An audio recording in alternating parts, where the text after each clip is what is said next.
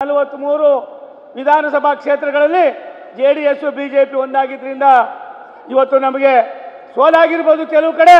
ಆದರೆ 143 ವಿಧಾನಸಭಾ ಕ್ಷೇತ್ರಗಳಲ್ಲಿ ಹೆಚ್ಚಿನ ಮತವನ್ನು ಕೊಟ್ಟಿರ್ತಕ್ಕಂಥ ಕೀರ್ತಿಗೆ ಎರಡೂ ಪಕ್ಷದ ಕಾರ್ಯಕರ್ತರು ಮುಖಂಡರು ಮತದಾರರು ಕಾರಣರಾಗಿದ್ದಾರೆ.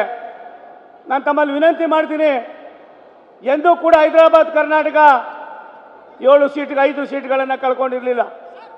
ಎಂಥ ಸಂದರ್ಭದಲ್ಲೂ ಕೂಡ ಕೊಪ್ಪಳ ಇರ್ಬೋದು, ರಾಯಚೂರು ಇರ್ಬೋದು, ಬಳ್ಳಾರಿ ಇರ್ಬೋದು, ವಿಶೇಷವಾಗಿ ಗುಲ್ಬರ್ಗ ಇರ್ಬೋದು, ಮತ್ತು ಬೀದರ್ ಇರ್ಬೋದು, ಕೆಲವಾರು ನಮ್ಮ ಭಾವನೆಗಳಲ್ಲಿ ಎಲ್ಲೋ ಒಂದು ಕಡೆ ಸ್ವಲ್ಪ ಅಡವಟ್ಟಾಗಿದ್ದರಿಂದ ಇವತ್ತು ನಾವು 5 ಸ್ಥಾನಗಳ ಜೊತೆಯಲ್ಲಿ ದಾವಣಗೆರೆಯನ್ನು ಕೂಡ ನಾವು ಕಳ್ಕೊಂಡಿದ್ದೇವೆ.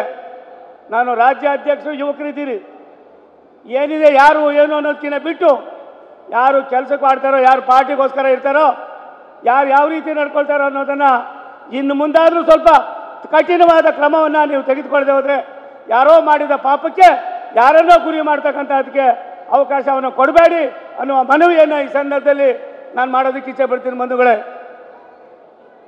ದಾವಣಗೆರೆ ವಿಶೇಷವಾಗಿ ಚಿಕ್ಕೋಡಿ 7 ಸ್ಥಾನಗಳನ್ನು ನಾವು ಯಾವ ರೀತಿ ಏನಾಗಿದೆ ಅನ್ನೋದ್ರ ಬಗ್ಗೆ ಮನವರಿಕೆ ಆಗಬೇಕಾಗಿದೆ.